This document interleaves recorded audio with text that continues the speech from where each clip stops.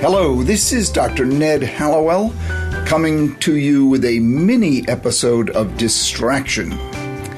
Just last week, we were all saddened by the suicides of Kate Spade and Anthony Bourdain, two people who seem to have it all in life, and not only have it all, who seem to be happy and really quite loved by the general public, one in the field of fashion, the other in the field of food, and they seem to be, full of life and joy, but obviously they weren't entirely. And, we were all scratching our heads wondering why. Well, for me, two explanations come to mind, and both of them I've been talking about for a long time. And the numbers really bear out one of my theories, because suicide rates have been increasing in almost every state from 1999 through 2016. This is studied with nearly 45,000 people taking their own lives in 2016 alone, according to a report released Thursday. Well, this is coincident with what I call an epidemic of disconnection. I think we began to disconnect interpersonally. And I cite the beginning of that epidemic of disconnection with Columbine, which happened in 1999. When Columbine happened, we were all stunned and shocked that someone would go to school and shoot other students. Well, now, of course, it happens so often that it almost doesn't make the news. It's become routine.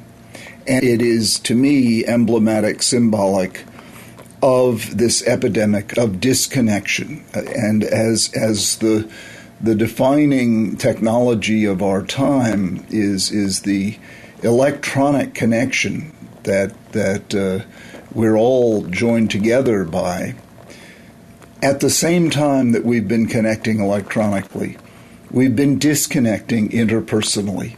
And we may not feel it second to second, but to me, these school shootings and this increase in suicide are both absolutely symptomatic of it. The times just are not as cohesive, as together as they ought to be. And two extreme statistics, violent murders committed by random people who have no reason to kill other people, and suicides committed by people who seem, for all the world, to have no reason to kill themselves.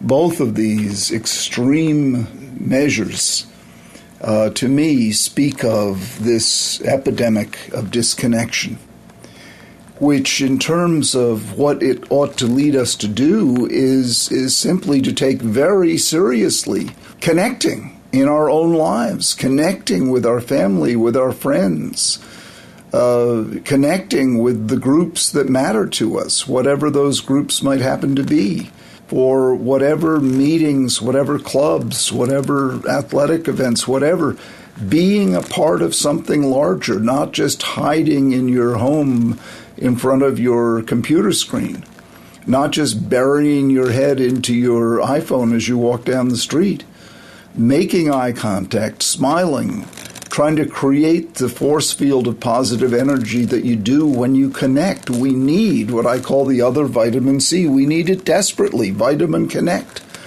I tell my patients now routinely, get a dog. There's no better connector in the world than a dog. Get a dog, guaranteed you'll feel happier. You really will.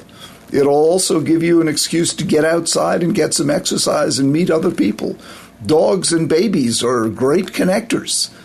Do it. I mean, if we started doing that, if we started connecting again, I promise you, suicide rates would go down and so would school shootings. The other explanation I cite is the stigma that surrounds mental illness of all kind. And I particularly prone to comment on this because my new book just came out this week, because I come from a crazy family, and it's my own memoir, my own bearing of myself, and talking about the craziness in my family, and I do it in a humorous way, in a very loving way. But this memoir, unlike anything I've written before, is also my way of thumbing my nose at stigma, of saying, no, I'm not gonna hide. I'm gonna trumpet it from the rooftops. I'm gonna write a book that anyone can read about yes, the craziness that I grew up with. But no, I'm not gonna hide that. I'm not gonna sweep that under the rug. I'm not gonna pretend it wasn't there. It was absolutely there. These were brilliant, interesting, fascinating, crazy people. And I'm pretty sure those two people who took their own lives also weren't getting the help they needed because of the shame and stigma that comes along with so-called mental illnesses. We need to blow apart this stigma. We need to blow it up. We need to call it for the nonsense, for the rank hypocrisy that it is. Almost every family in this country is touched by one kind of mental illness or another. Let's get rid of the shame and stigma so we can all be who we are. Let's be real. Let's be human, real, messy humans. Let's not be hoity-toity phonies. Let's not drive people into hiding so that they snap and kill themselves or kill someone else. Let's not do that to one another and force people into terrible constrictions of shame. Let's not do that. Let's blow up the horrible forces of shame and stigma and let people be real in all the messiness and humor of the human comedy. Let's not turn it into the human tragedy. Please join me in laughing and celebrating human life in all its dimensions, which includes craziness and includes laughter. If you or anyone you know is thinking about suicide, there is a national suicide prevention lifeline, 1-800-273-8255. That's 1-800-273-TALK. 1-800-273-8255. And there is also a suicidepreventionlifeline.org, a website, suicidepreventionlifeline.org. And an online chat is available there 24/7, suicidepreventionlifeline.org. And really the trick is to stay alive through your feelings of suicide, because they will pass. We know this. They will pass.